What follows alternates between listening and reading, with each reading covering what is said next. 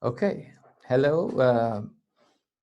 Since all of you know that we've been going through this major corona crisis, and we had a wonderful program of lectures set up for the spring semester at the Sharmin and Bijan Mossavar-Rahmani Center. So unfortunately, we couldn't have all these public talks, but we thought that maybe in order to compensate for the lack of those programming, we can have a virtual presentations of the all the wonderful speakers that we're planning to invite. I'm Behruz Gamari Tabrizi. I'm the director of Sharmin and Bijan Mossavar-Rahmani Center for Iran and Persian Gulf Studies. And here I am introducing our first speakers of this virtual series, Professor Amy Malek, who is also a visiting scholar at the center for this year. And I'm glad to report that also she will be staying with us next academic year. Professor Malek has a PhD from University of California, Los Angeles in anthropology, and a master's degree from NYU in New York City. And she focuses in her work on the study and ethnography of Iranian diaspora communities, first started in LA and then expanded to Toronto in Canada and now Sweden. And she's been working on this amazing manuscript that soon will be ready and available to all of us to read. Today she's going to talk about her research, and I'm going to ask her to talk for 20 to 25 minutes, and then we'll have a little conversation after her talk. And again, let me thank Professor Malek for participating in this conversation. Here you are, Professor Malek. Wonderful, thank you, and thanks for having me in this virtual setting. It's an experiment, so I'm going to be using some slides that maybe will help to kind of help follow along, so it's not just me talking. But thank you for your patience as we continue to navigate this new reality. Thank you. Okay, so there we go. Everybody seeing slides? Yes. Yes, great. Okay, so first I want to start off by saying that this presentation is based on a paper that has recently been published. So the title of the paper is Paradoxes of Dual Nationality, Constraints on Multiple Citizenship in the Iranian Diaspora, and you can find that in the Middle East Journal. I believe it was in the December 2019 issue, published in January, actually. So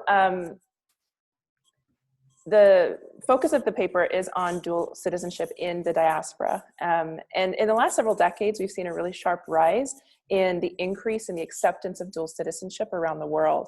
So what was once considered something really suspicious and perhaps the cause of divided loyalties has become much of a global norm. But that trend in non-exclusive citizenship and the acceptance of that is not without its detractors. And we have a growing number, a growing number of citizenship scandals around the world that kind of point to the fact that this is an increasingly criticized norm. So politicians and immigration states are questioning the global rise in this kind of citizenship, and especially the impact it has on sovereignty and security. So recent dual citizenship scandals in countries like Australia and Finland and the UK have revealed that despite global trends, anxieties about dual citizenship can still be used as a political tool to mobilize against their, say, political opponents, even in liberal democratic societies. And in countries like the US and Canada, where I'm going to focus most of my attention in this presentation, we also have our fair share of citizenship debates in recent years, whether over Canada's Bill C-24, which I'll talk about more in just a moment, that would have allowed for denaturalization without due process, or recent moves by the US government to increase denaturalization efforts, even in civil cases. And we saw just in February of this year, the creation of a new kind of section in the Department of Justice about, to promote for the prosecution of denaturalization. So these ensuing debates among policymakers, the media, academia, demonstrates that while dual citizenship may be legally accepted, it's not protected from threats calling for a reversal in the near future. And as a consistent target of these kinds of suspicions, Iranian dual citizens offer us a pretty useful case study to help examine how discourse and policy related to securitization vis-a-vis multiple citizenships have constrained mobility, security, job prospects, and access to rights. The sharp rise in the acceptance of and the seeking of multiple citizenships in recent decades has been explained by scholars in the literature, particularly in citizenship studies, political science, as a global shift towards instrumental attitudes, or what several scholars in a recent special issue of Journal of Ethnic Migration Studies, which is here on the screen, they've described it as strategic citizenship or compensatory citizenship. This is a strategic instrumental approach to studying dual citizenship, and it suggests that individuals are pursuing their second or even third or fourth citizenships in order to maximize utility and to gain economic advantages, mobility, a sense of security, perhaps employment, education, political participation, etc. So while these studies offer some fresh data that suggests the global reach of compensatory citizenship continues to grow, the literature that studies dual citizenship continues to emphasize the benefits of this system as accruing solely to individual dual nationals, while the costs either remain understudied or problematically are being theorized to accrue only to states. So for many dual nationals, these strategic instrumental theories are failing to adequately account for the negative or potentially harmful impact of multiple citizenship status on individuals. So what I want to demonstrate in this paper is that while many individuals do in fact seek additional citizenship strategically, others are actually limited in their abilities to realize the full potential of their citizenship protections and rights, whether that's for mobility or employment or any of that list I just showed you. So in some cases, it's not simply limitations or inconveniences, but become threats to the very security that these compensatory theories of dual citizenship are kind of taking for granted. So in the paper, I focus on two of the many related areas that demonstrate the limits of compensatory citizenship as felt by Iranians in diaspora. Yeah. And so the first is the practical problem of renunciation. So this is the practical inability to successfully relinquish Iranian citizenship through official channels. And I'll talk about the actual legal instruments related to that in just a moment. The second is securitization. So with the heightened securitization that we do see happening globally, nevertheless, we have an increased insecurity experienced by Iranian dual nationals in the name of that state security, both at home and abroad. So before I move on, I wanted to give just a brief caveat here. So quickly, the focus on this paper is dual citizens and the theory, politics, experiences, discourses of dual citizenship. But I do not want to suggest that dual citizens are the only or even the primary targets of increased securitization or discrimination, right? So obviously having a second citizenship can be helpful. And there are many instances where people are absolutely, and Iranians, I mean, are absolutely seeking their second or third citizenships for strategic reasons. However, what I'm trying to point to here is that the kinds of discrimination or targeting or surveilling of individuals as a result of increased securitization happens to dual citizens as well, right? So not meant to say only or even mainly. Okay, so first I want to give us just a brief overview of the Iranian diaspora. Who are we really talking about here? So during and after the 1979 revolution, the subsequent Iran-Iraq war, hundreds of thousands of Iranians emigrated, and the Iranian diaspora is now spread to nearly every continent on the planet. The population size of Iranians in diaspora, whether dual citizens or not, is kind of difficult for social scientists to ascertain. And that's thanks to inadequate census counts, the difficulty of counting undocumented immigrants, the challenge of counting second and third generation in diaspora, et cetera. So there's lots of problems with counting. However, if we think about, if we try to account for all of those inconsistencies, we do have an estimate of over 4 million Iranians in diaspora worldwide. And all the caveats of the difficulty of counting in place, if we do use census data around the world to try to get some numbers, we would find likely undercounts. So in the United States, the American Community Survey is our more recent count, somewhere around 500,000 in the US. Community groups often balk at those numbers and say it's probably more like 1 million to 1.5 million. But again, we have an issue with counting. But I wanted to offer some numbers here of where Iranians are in the world and in what numbers. We tend to believe that there's more Iranians in North America and Europe than in other parts of the world. And in that sense, here are some numbers on the screen to offer you just kind of like a baseline for us to start from is what I would say. Add to this the undocumented immigrants, the second and the third generation, those with one Iranian parent and one non, things like that are kind of hard to count on a consistent way internationally. I should also say that it's not only hard to count the number of Iranians, it's hard to know how many dual citizens there are. Like other countries, Iran doesn't publish the number of dual citizens that have Iranian and some other citizenship. But these kinds of figures that I've shown here, problematic as they may be, let us know that the claim made in 2016 by Iran's intelligence minister, placing the number of Iranian dual citizens at just 40,000, is likely a gross underestimate. The other thing that lets us know that's a gross underestimate is our dual citizenship laws. So the Iranian dual citizenship is based on a jus sanguinis law. So that's a law by descent, right? So it declares any individual born to an Iranian father as a citizen of the Islamic Republic. So dual citizenship is currently tolerated by the Iranian government, which is to say that while additional citizenships aren't officially recognized by the Islamic Republic of Iran, it's also not considered a criminal offense for Iranians to hold more than one citizenship. So in practice, this means Iranian officials only recognize Iranian nationals as Iranians. So second or third citizenships are not formally recognized. And so foreign governments can't intervene on behalf of Iranians, dual nationals, while they're on Iranian soil. And that's going to become an issue in just a moment. We'll see why. So we have a situation where we have a lot of people abroad, right? A lot of them will have Iranian fathers, right? And the other problem is we have the problem of renunciation. So Article 988 of the Iranian Civil Code states that Iranian nationals can only renounce their nationality if they've met certain specific requirements. Among them, they have to be 25 years of age. They have to have completed compulsory military service or otherwise have filed an exemption. And they have to have officially been permitted to, quote, leave their nationality by the Council of Ministers. So that's the cabinet of the Prime Minister of the Islamic Republic.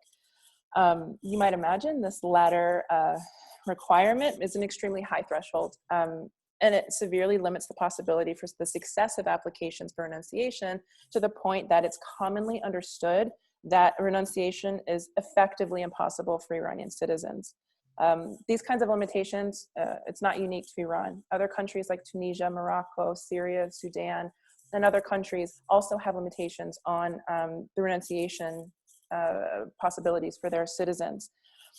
And so while the Iranian diaspora encompasses a diverse set of religious, ethnic, linguistic, and political identities that lead to very different beliefs about and relationships with the Islamic Republic, the Iranian government views all of these individuals as citizens regardless of differing histories or lapses of documentation. This leads us to what I've called a paradox, and that is that regardless of the desire to hold Iranian citizenship, if one is born to an Iranian father, the status is automatic and practically impossible to reverse.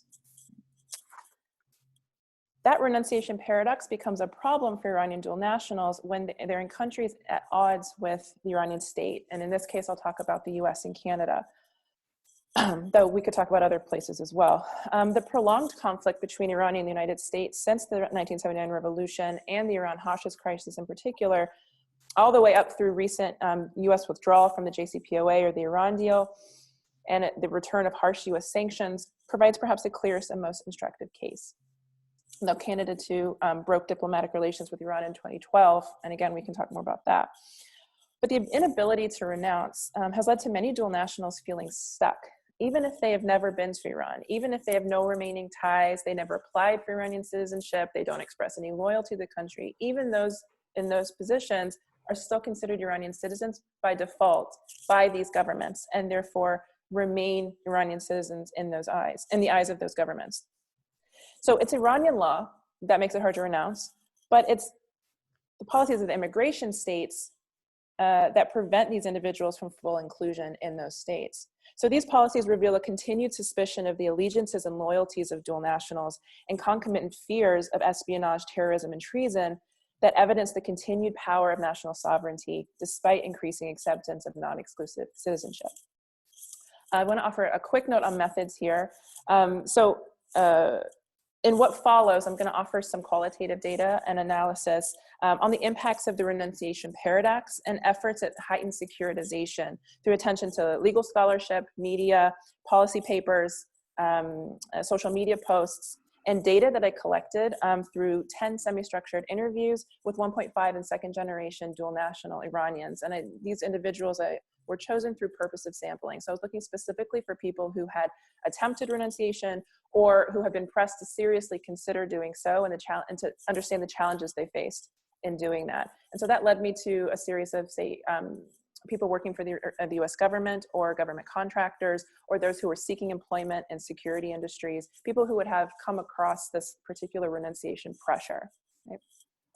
So as I want to demonstrate here, the heightened state securitization, suspicion, and scrutiny contributed to patterns of exclusion that led to experiences of heightened insecurity for individuals in at least 3 ways. And so I want to talk about each of these in turn.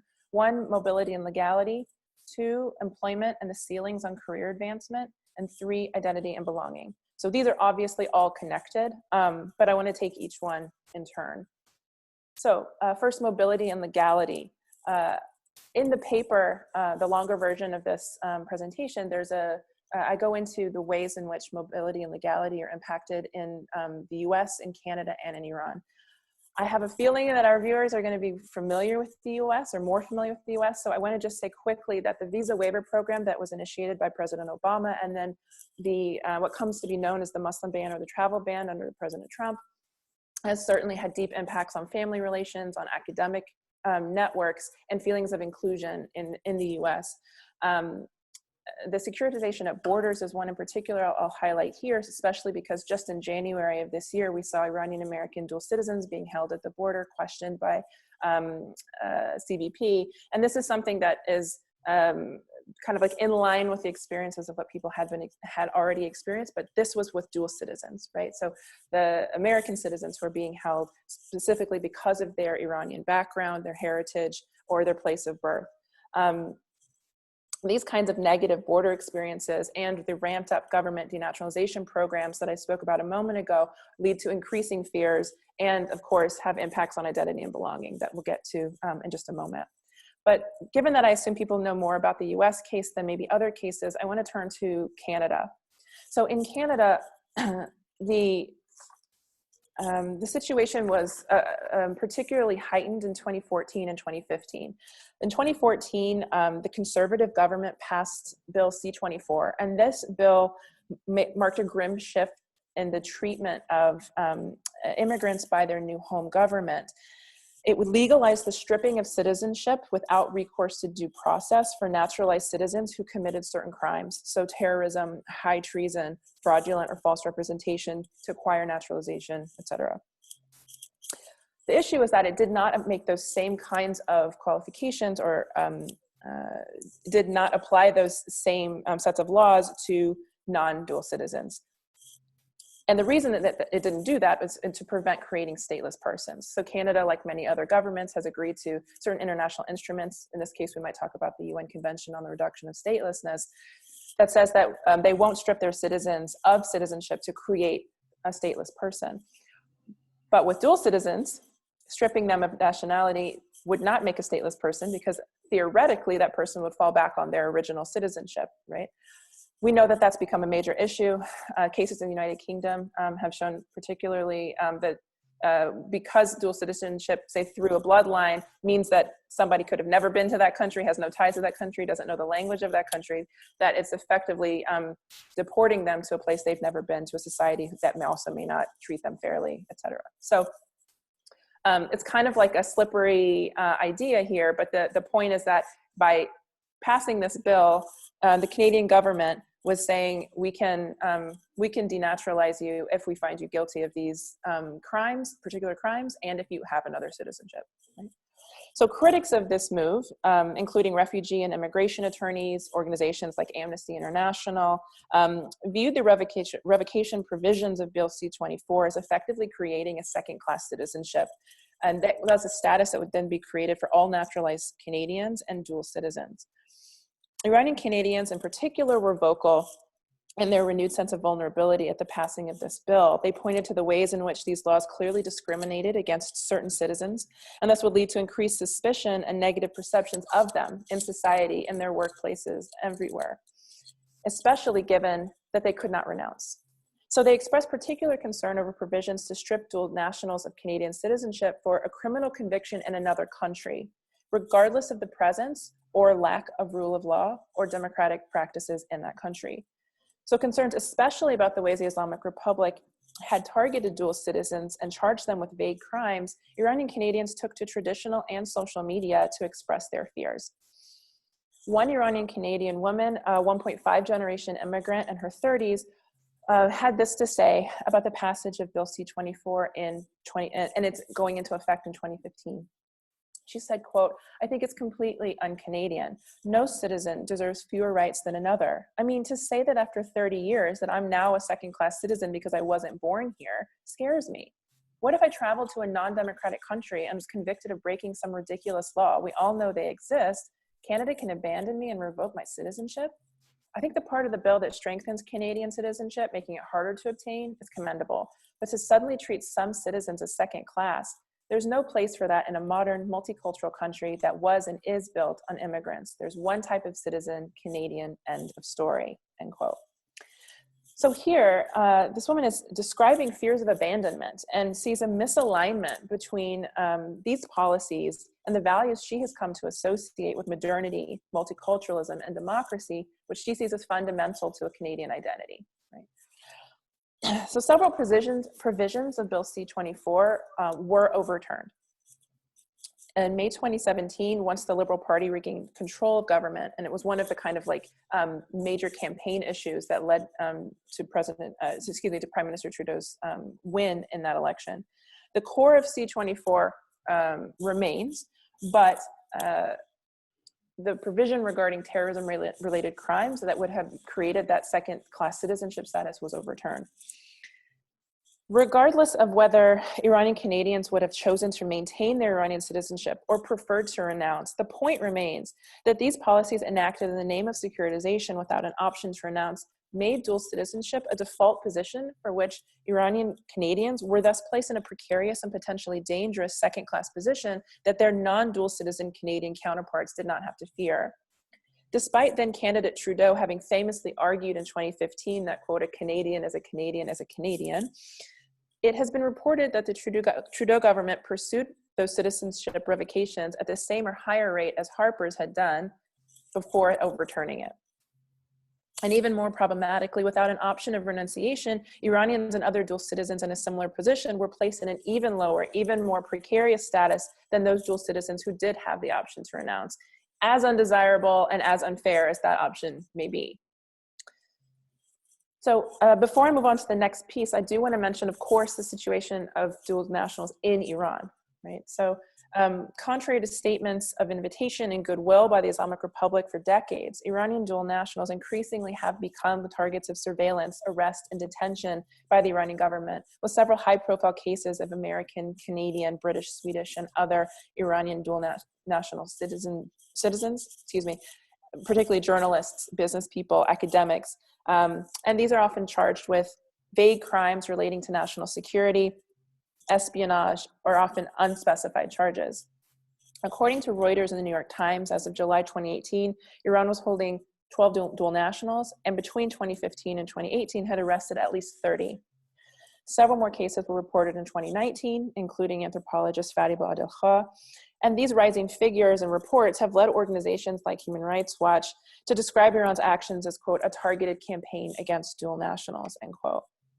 Through these cases, sometimes referred to as, quote, trade bait or hostage diplomacy, it's evident that securitization has not only affected dual nationals in diaspora, but in Iran as well.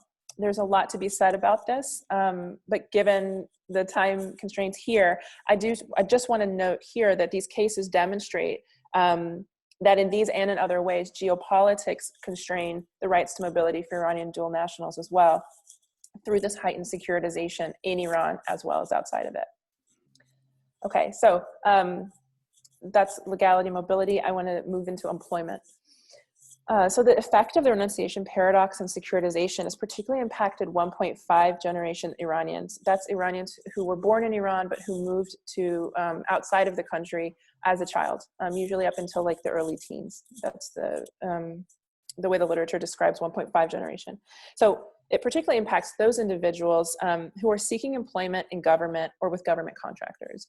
Interviews provide a window into how Iranian dual citizens in defense, security, legal, and translation industries have faced increased scrutiny, both in the job seeking process, as well as in acquiring security clearance in order to successfully complete their jobs.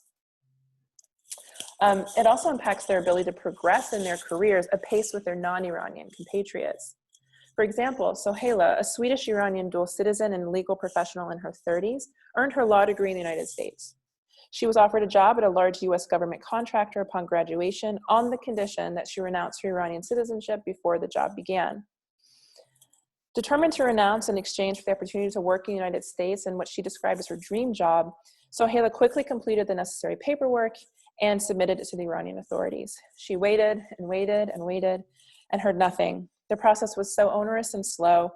Her job offer was eventually rescinded and the post was filled. So she was forced to leave the United States to return to Sweden looking for employment, and she leaving behind her education and her skills, or taking with her, her education and her skills. So for 1.5 generation Iranian American dual citizen Milad, his role as a Persian English translator for a US government contractor in the DC area required a security clearance, which he was eventually granted. But as an Iranian-born naturalized American citizen, he felt he still faced limitations. In his late 30s, Milad considers the US his home. His Iranian passport has expired. He does not intend to ever go back to Iran, not even for a visit. However, he said in our interview that he shares an understanding with other Iranians in his field that there's an unofficial limit on the level of security clearance granted to Iranian dual nationals, especially for those who were born in Iran, regardless of their age of migration. So even if they left Iran at the age of 2, they felt that this was still providing an unofficial limit on what they could do. This limitation effectively places a ceiling on projects that Milad is assigned, and thus bars his prospects for promotion based solely on his place of birth and this dual nationality status, a status he's prevented from legally renouncing. As a result of his dual citizenship, Milad worries that the job he loves and has been successful at for years is, quote, just a job, not a career in which he can advance. This is a situation he called a catch-22. And these kinds of limitations are effectively barring dual nationals from fully participating in their professional lives and from serving their governments as trusted and loyal citizens, regardless of having weak, if not fully discontinued, personal ties with Iran. As legal scholar Peter Spiro has noted in similar cases, the US State Department views dual citizenship as indicating a, quote, foreign preference, and that designation, it legally allows for a limiting of security clearance. The Department of Defense suggests that this foreign preference designation can only be overcome through renunciation. And this willingness to renounce can be declared, but you can't actually, as an Iranian and other countries that have this problem, show evidence of successful renunciation. Okay. Finally, identity and belonging. So the increased scrutiny and mistrust that dual nationals face in these industries is also impacting a sense of belonging and inclusion in America, especially for the second generation, those who were born in the United States in this case, or born in diaspora. Even though 34-year-old Iranian American Nushin's job as a lawyer in a US federal agency in California has nothing to do with Iran, foreign affairs, or international politics, her screening interviews nevertheless took twice as long as those of her non-Iranian colleagues, even those who were also dual citizens or married to non-citizens. The additional questions she was asked, which were typical of those reported across my respondents, included requests for details about her Iranian family members, her and their connections to Iranians and the Iranian government, and her Iranian citizenship and passport. This latter category of questions was particularly memorable for Nushin, and they included whether she would, if asked, be willing to renounce her Iranian citizenship, and barring that, if she'd be willing to not renew her passport. The second follow-up question about passport non-renewal was asked by a US government official when Nushin described her effective inability to renounce. These questions reveal a concern about the maintenance of connection to Iran by any means, including those theoretically afforded to non-Iranians like travel. Nushin stated in her interview that the increased scrutiny she came under for her Iranian nationality felt like a targeted attack on her belonging in the United States. Despite having been born in California, being a lawyer, fully aware of her rights as a citizen, she said, quote, basically, they were trying to find out what my allegiances were. If I ever had to choose one over the other, what would I choose? In America, you're not supposed to have to choose. That's the thing.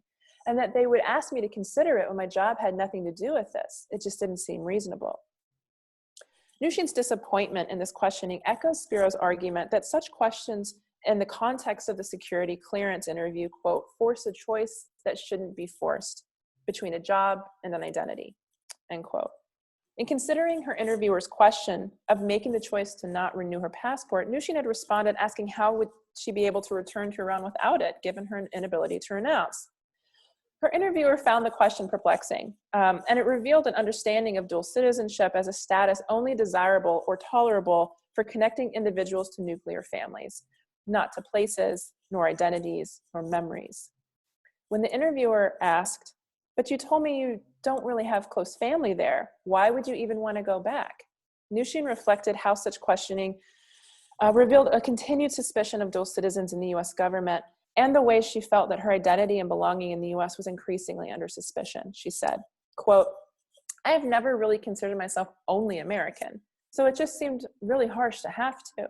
It felt like you were giving up more than just a piece of paper or more than just a claim to a country that where I've never lived. So much more than that.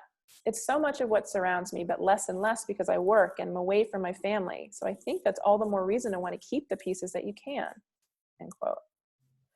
This reflection on what her dual citizenship meant to Nushin complicates theories that only attend to one side of an assumed binary of the instrumental strategic versus the symbolic meanings of citizenship.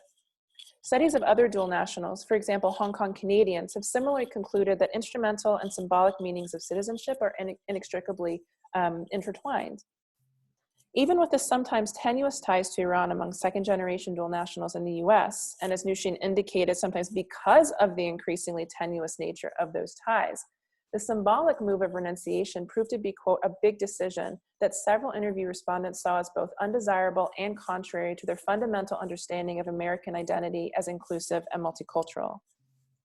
In response to political decisions, like the reinstating of economic sanctions on Iran by the Trump administration, other Iranian American respondents reported being asked to declare any second citizenships for their internships and entry-level job applications, when applying for bank accounts, and even in scholarship applications. In these and other ways, 1.5 and second-generation Iranian American dual citizens who have committed their careers to serving the United States said they've experienced a sense of increased surveillance and suspicion. They reported discomfort with being targeted for their nationality in application settings, let alone in employment settings where they have been challenged to assuage doubts about their loyalties in order to succeed in their professional lives. Regardless of whether they would renounce their Iranian citizenship if it was possible, the fact that they're unable to do so leaves them in a catch-22, as Milad had put it. Further, because of such suspicions, questions, increased scrutiny, reassignments, and denials of employment by private firms can be described as related to national security, there's little legal recourse for Iranian dual citizens who feel they have faced employment discrimination solely due to national origin, even if they could somehow prove it.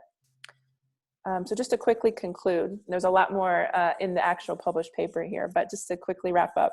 The Iranian case raises questions as to the experiences of non-belonging that dual citizens have reported and the effects of second-class citizenship on on lived realities like employment, mobility, voting rights, and safety and security. Particularly in the geopolitical climate of the last 40 years, for Iranian dual citizens, questions about the meaning of, quote, being Iranian are inflected by juridical and legal constraints as much as by social and political ones. As my interview respondents showed, while passports and political citizenship may not always be thought of as critical to identity, they suddenly become so when asked by an employer or potential employer to not renew a passport, or worse, to renounce it forever. In these diasporic settings, Iranian dual nationals are reminded that despite working to integrate and demonstrate their Americanness or Swedishness, doing so does not protect them from being targeted as the winds of politics blow ever harder against Iran.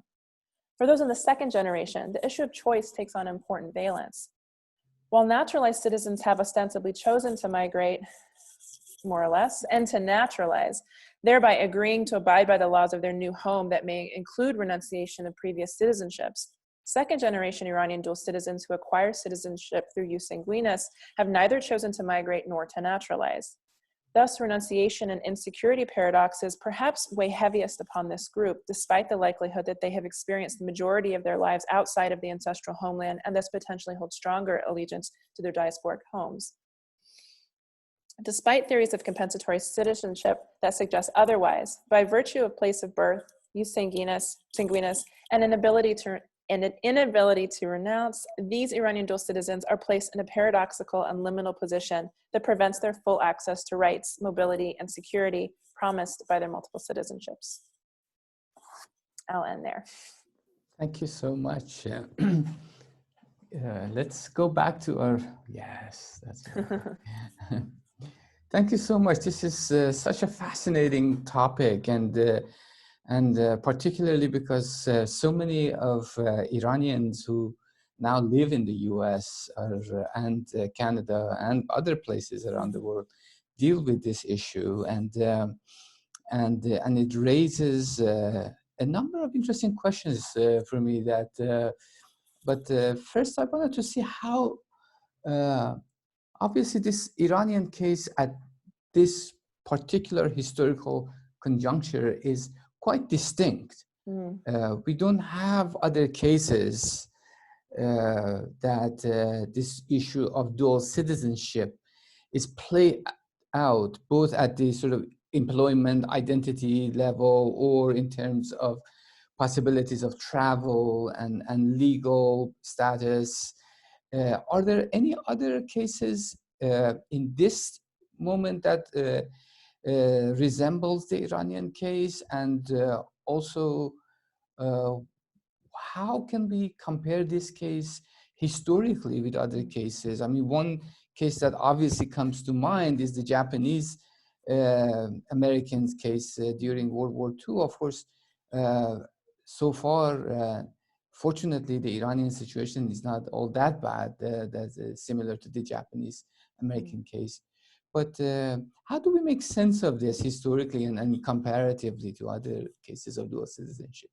Yeah, it's a good question. In the paper, I kind of extend that this point to say that, on the one hand, I don't think that this is just about something, essentially Iranian. This is very much a feature of now, right? This is a geopolitical moment, and that as things change geopolitically, it could be a different country that faces this kind of, or the citizens of different countries that face the same kind of paradoxes, right? So, and I think that's true. But if we think about historically where we've seen it, one thing I would say is that dual citizenship has not been common for a long time, right? We're talking about something only several decades in the making, right? So to look too far back historically, we're not going to find a great example.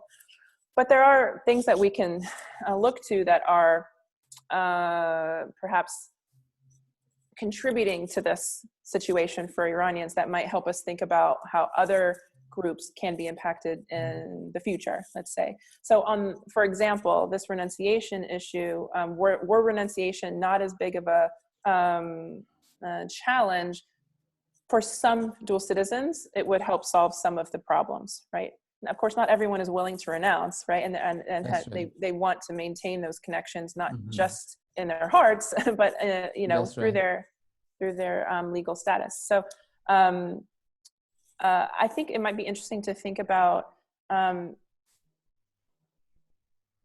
groups like, this is the thing. When we think about geopolitics, it feels very much in the now, and so it's hard to come up with That's that. right. That's right. You That's know, right. No, like no, what totally. Yeah. group could be. But I mean, if we think about North Koreans, right? Yeah. Because geopolitically, so many are, let's say, against the North Korean state, or included in the axis of evil that that placed us in this situation, right? But because defectors are seen as defectors, right? They're maybe accepted in different ways, depending on the country, right? They're not always accepted, and their acceptance is very much conditional as well.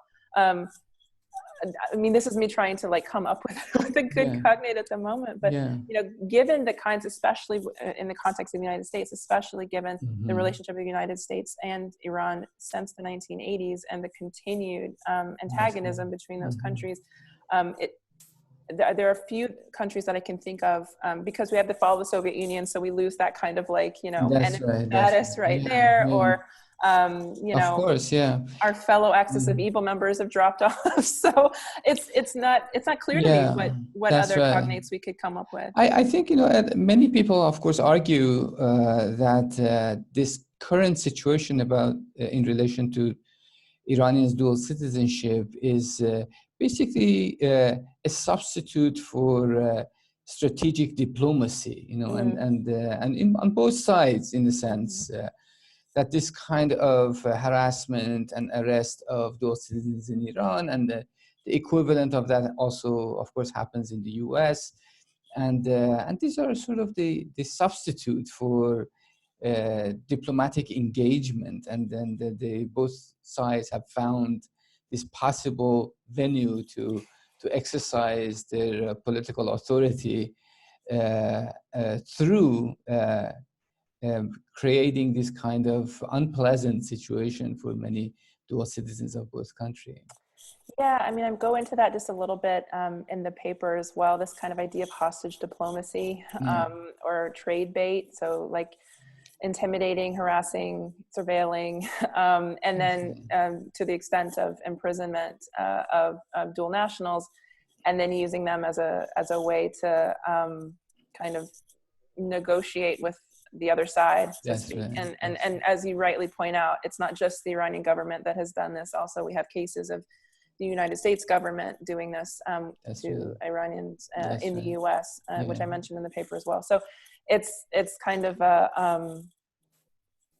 it's a tricky one to figure out in terms of like, as a dual citizen, what do you do? Like, how do you navigate?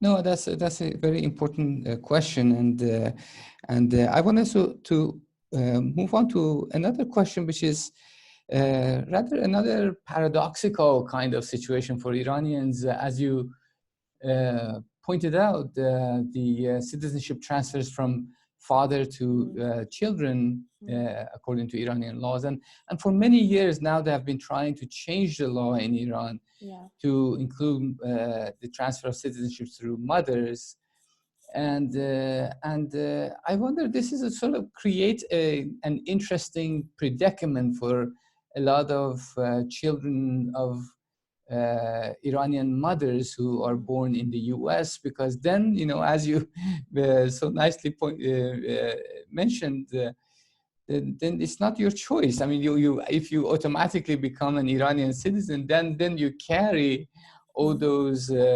predicaments with you throughout your life, because obviously you can't, for all practical purposes, renounce your Iranian citizenship. So I wonder if there is a conversation among Iranians, Iranian diaspora communities, whether or not there is a support for this new legislation in Iran to transfer of citizenship through mother, or not. So is there a conversation happening there at all? There is conversation, and I mean, I can only speak to kind of the like one-on-one conversations I've had with mothers, right? And I mean, for a long time, the struggle has been in order to gain that option, right? To have citizenship for their children, so that they can go to Iran and meet their grandparents or their family, see where their parents grew up or grandparents lived, create that kind of bond with another part of them. And so largely this move that I think it was just in the fall of last year, we have new legislation that allows for the children of Iranian mothers and foreign fathers to apply for citizenship. So it's not automatic as yet. I don't know that it will be, but that question then becomes, so do we actually apply for it, right? So on the one hand, it allows for that kind of, theoretically allows for mobility and allows for access to certain rights in Iran that have been prevented. And this, I should say, I mean, a lot of the advocacy for the change of that law was not about the diaspora, right? It was about the children of Iranian mothers and Afghan fathers in Iran. That's correct. Kind of disenfranchisement and discrimination that those families were facing. And the estimate is that around 2 million children of Iranian mothers and Afghan fathers are there. So overnight they can add 2 million to the number of citizens. Well, upon application, remember. Upon application, but presumably all those people who live in Iran would apply because. Presumably, I mean, we'll see how difficult they make that process or how onerous it is to access. But it does seem like they're the main, targets of this kind of legislation and benefactors of it. Now, in diaspora, the people that I've spoken to are the ones who were wanting this, right? So I have not heard from those who've said, wait, I don't want my kid to have this. I don't want my child to be suddenly given this citizenship status. And because it's by application, that's still not really a conversation that I've heard much of. I've more heard of, okay, maybe now we can actually like reunite the family for a reunion, next summer. Obviously things changed since last fall that have made that that's right. additionally difficult to imagine. But the fact that it transfers automatically to children of Iranian fathers has been the source of this kind of like paradoxical situation alongside, like I mentioned, the laws of immigration states that make their status kind of like an essential legal status that they can't do anything about, right? But the fact that now children of mothers have that option, the fact that it's an option is a very important distinction, I think. Yes, that's really amazing. I mean, of course, when you put all these questions in its own context, they all have totally different meaning. For example, as you mentioned, if you put that in the context of children of Iranian women and Afghan fathers in Iran, then of course possibly that was the main incentive behind that legislation, and they were not thinking about certainly the activists who pushed for it, that was their main that goal. Was their main goal. That's right. You mentioned this issue of belonging, and many years ago I wrote this little paper on Muslim communities in the U.S. Of Palestinian origin, and there I tried to play with this concept of sort of a diasporic paradox, as the way you articulated it, in terms of longing and belonging, and how do you negotiate between these two parts of yourself that both can have legal implications and implications in terms of identity, ways of life, and building communities. So I wonder if you could talk a little bit about this kind of paradox of longing and belonging. Yeah. I mean, this is a major kind of like focus of a lot of early diaspora scholarship was kind of, or diaspora studies rather, scholarship that was, kind of, am I belonging neither here nor there? Am I belonging here and there? Does it kind of slip between those in a given moment? And since identity is theorized as a constant process of becoming, we're never focused, we're never only one thing, and that kind of sense of identity is always shifting and changing depending on circumstances and how life proceeds. Whether one is more longing or more belonging also can vary. And I do think that the longing and the belonging kind of are not so much a binary as we may originally think, right? They're very much intertwined in a lot of ways. That the way of being in diaspora often is this kind of like enmeshing of both seeking belonging Mm-hmm. and longing for belonging, right? As much we as we can play that loopy loop very oh, different. you can do the promo thing with parentheses and the That's bees. right. I mean, there's the slash. We've done all Yeah, kinds yeah. of things with longing and belonging. But I think in diaspora, particularly, I'm thinking more about like second generation, like when you're born in a place, and yet you still, and I say that meaning that you're going to school with and you're socialized with other, let's say, Americans, and yet nevertheless never feel fully accepted as American. You're always questioned whether. And I don't just mean by as Iranians, and just any particular immigrant may have this experience or not, but of being asked where are you really from, and know where are you really from. That kind of second guessing of your American identity is something that I think a lot of second generation immigrants and third, fourth, it continues for some groups, Japanese Americans, Chinese Americans who've been here for generations, nevertheless. Continue to face those kinds of questions about belonging. So the belonging and longing thing can extend for generations, and it really is something that I've seen scholars kind of move in multiple directions with. On the one hand, this kind of focus on a lack, or this kind of dystopic kind of I belong nowhere, I have no home any longer. I'm constantly longing for belonging, right? That's right. But also a kind of shift away from that and thinking like, or maybe I belong everywhere, like this kind of cosmopolitan kind of look at belonging as something that I belong to Earth, I belong to humanity, I don't belong to a nation state, right? I don't belong to one particular place. I have many homes, right?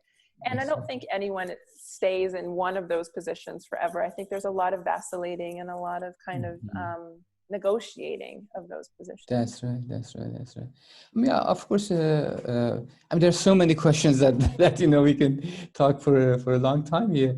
But I want to ask one or two more questions and let you go back to your work.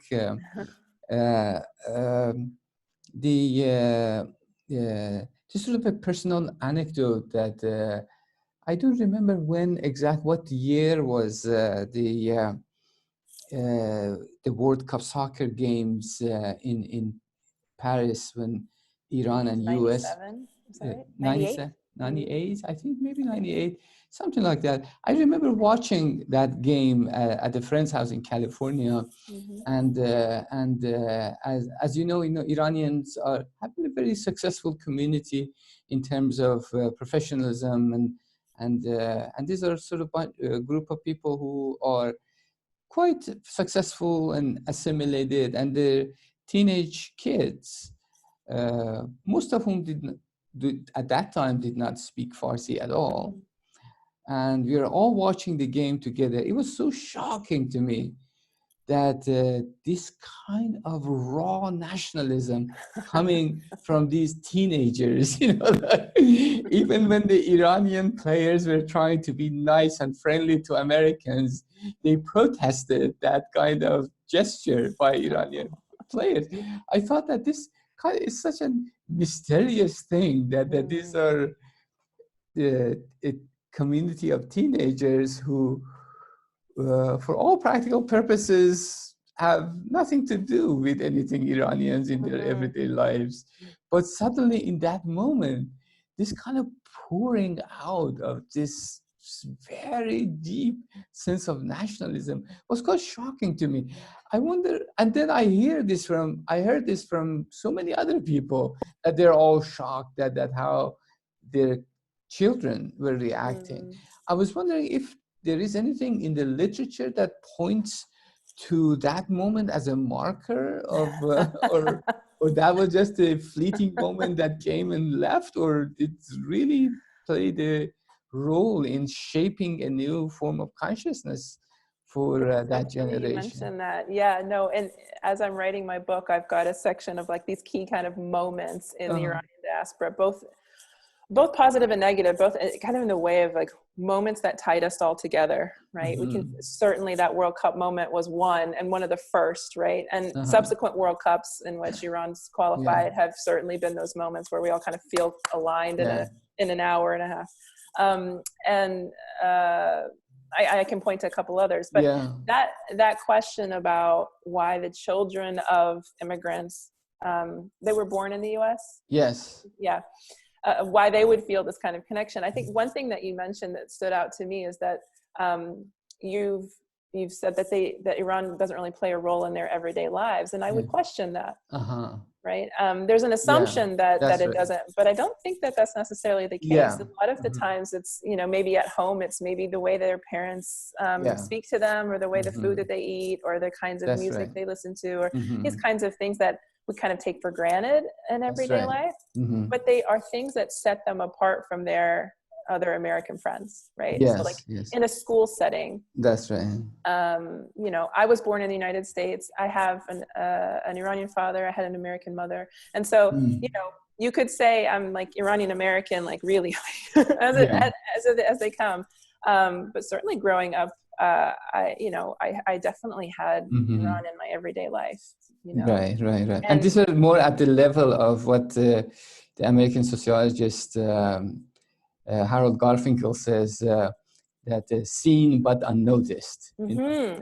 It's seen but unnoticed. You know, they're everywhere, but it doesn't.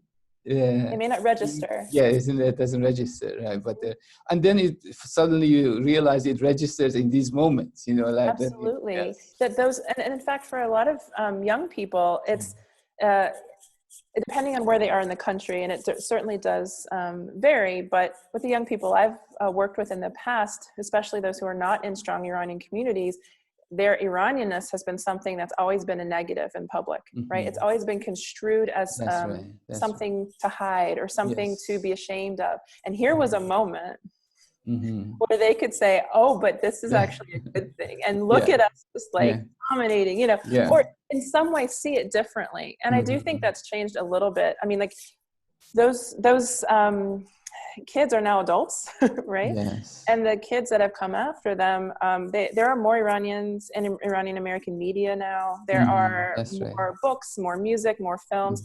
There's more kind of a mainstream identity that they can look to. When we were kids, it was just the news, right? And the news was not. That's right. Good. So I think I'm hopeful anyway, that there has been a kind of at least broadening of the image of Iranians in American mainstream Europe as well. Some people aren't happy with the direction that's gone, say with Shahs of Sunset or some of the other kinds of one stereotype replacing the other. But I would argue that at least there's multiple. There's a presence. There's a presence. There's a significant presence. Right. There's an opening there that we can hopefully make even more diverse and more representative. That was so wonderful. Thank you so much, Amy. And of course, I will see you when things open up again and in person. And I really appreciate you devoting some time for this conversation and wonderful presentation. And thank be you. safe there, and you too. And I'll see you hopefully very soon. Likewise. I hope everyone stays safe. Thank you. Goodbye. Bye.